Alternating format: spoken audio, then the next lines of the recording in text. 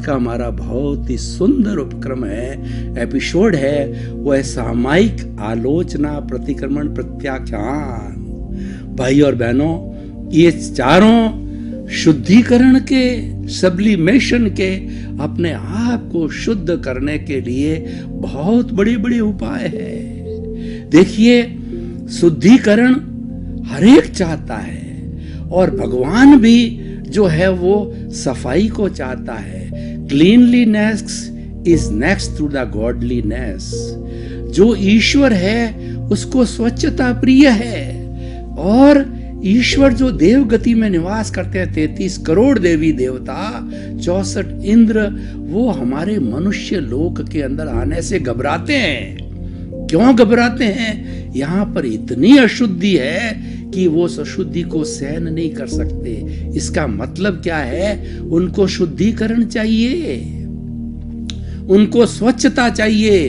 वो ईश्वर की प्रार्थना जब हम करते हैं, दिया बत्ती, उस वक्त के अंदर हम अगरबत्ती जलाते हैं, अच्छी से अच्छी सेंटेड अगरबत्ती जलाते हैं, उससे हमारा वातावरण खुशनुमा हो जाता है और अदृश्य रूप से जो है हमारा इष्ट है, हमारी भावना के अनुरूप जो है वो हमें आशीर्वाद देता, हमारी मनोकामना पूरी करता है। तो मैं बात क्या कर रहा था कि जितनी जितनी इम्प्योरिटी होती है उतना उतना व्यक्ति डूबता जाता है, और जितनी जितनी प्योरिटी होती है वह व्यक्ति उतना का उतना हल्का होकर के और वह ऊपर उठता जाता है। मैं एक उदाहरण देना चाहता हूं कि देखिए, एक तुम्बी है, उस तुम्बी का भीतर से जितना भी गिरा है उसको हमने निकाल दिया और तुम्बी को थोथा कर दिया।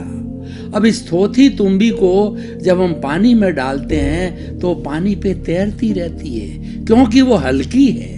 ये हल्कापन प्योरिटी है। अब देखिए, उस तुम्बी पे हम पहले जो है मिट्टी का एक लेप करते हैं, सुखाते हैं, फिर दूसरा लेप करते हैं, सुखाते हैं। इस तरीके से 8 कर्म का आवरण जो हमारी आत्मा पर, जो तुम्बी रूपी आत्मा, उस पर 8 आवरण है। इसीलिए उसको सच्चाई का भान नहीं होता है, उसको अपने स्वरूप की प्रतीति नहीं होती है। भीतर तो वह जो है वो दोपहर का सूर्य है, लेकिन ऊपर जो है बादल आ गए, वो प्रतीति नहीं होने, आवरण आ गए। उस तुम्बी पे हमने 8 आवरण चढ़ाए और उसको पानी सुखा करके पानी में डाल गए तो तुम्बी डूब जाती है। देखिए भाई और बहनों, हियर लाइज द पॉइंट।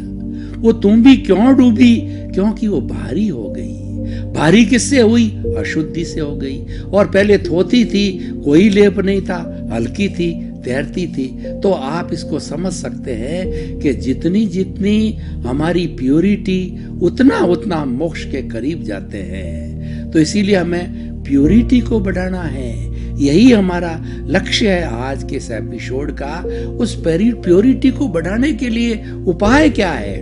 हमारा आत्मविज्ञान कार्यक्रम थ्योरी है, प्रैक्टिकल, दोनों पे इक्वल सामंजस्य 50-50 का समय लगाता है। और 50-50 की हमारे पास अवधारणा है कि 50% समय थ्योरी पे लगाओ और 50% समय प्रैक्टिकल पर लगाओ।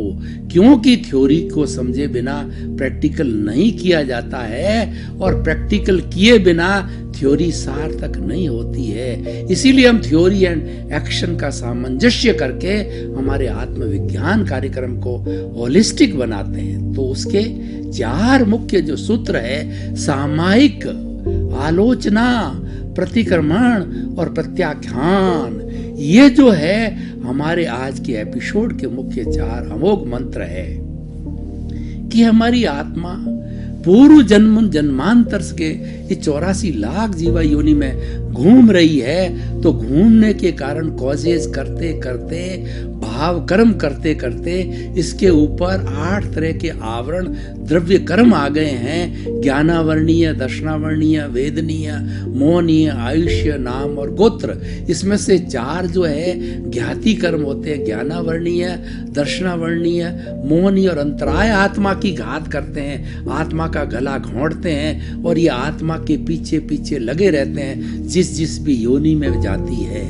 और दूसरे अघाती कर्म होते हैं, वो शरीर से जुड़े हुए रहते हैं। आज देखिए, मेरा शरीर ये मानव जीवन है, पिछले जन्म में भी कुछ न कुछ कर्म मैंने किए थे, मेरे को पता नहीं है कि वो नरक गति, तिर्यंच गति, मनुष्य गति, देव गति किससे वापस आया हूँ। पर ये जरूर है अच्छा कार्य किया है इसीलिए मनुष्य गति मिली है। तो वह जो है मेरी जो है वो तिर्यंच या जो है हमारा जो है देव गति से आया हो सकता हूँ। और अगले जन्म में जब जाऊंगा ये आत्मा का आयुष्य पूरा हो जाएगा और इस जन्म में अच्छे सुकृत करूंगा तो मानव जीवन फिर मिलेगा या देव गति मिलेगी। वो तो आयुष्य पे निर्भर करता है, विषय अलग है। मैं तो इन सब की शुद्धि करने के लिए 4 मंत्रों की बात कर रहा हूँ। सामायिक अर्थ होता है समता भाव।